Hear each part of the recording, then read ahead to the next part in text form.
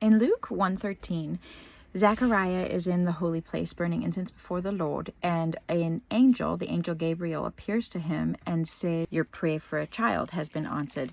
Now remember, Zechariah and Elizabeth are well advanced in age, but there's a nuance in the Greek tense that I think brings out a beautiful picture of what happens here.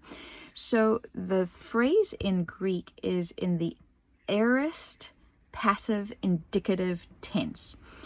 And this indicates that it is an action that is stopped. So it's not an ongoing action.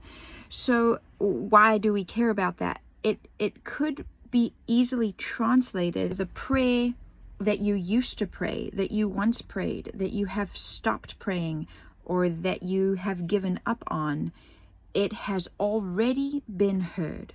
So indicating a completed action. So it has been completed in the heavenlies, maybe not manifested yet in Elizabeth. That's about to happen, but it was a desire of their heart to have a child, and they'd given up on it.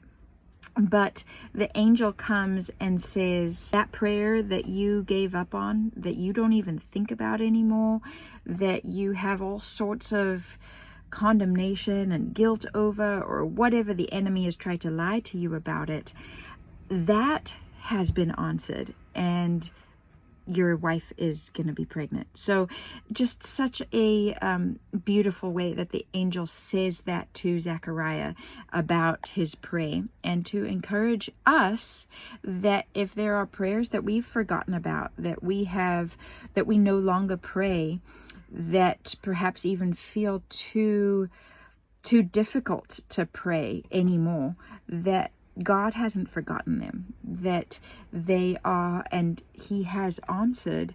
And perhaps there's a waiting time for manifestation, but it just shows that God had heard and answered his prayer long before he had even stopped praying the prayer.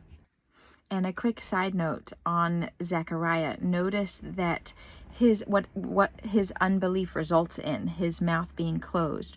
Why is that done, and why is that important? Because God didn't want him speaking any unbelief over this promise, and so he closes his mouth. So he can't speak any unbelief, because he doesn't take the angel at his word. Contrasted to Mary, who does believe when the angel Gabriel comes and tells her that she's going to be pregnant.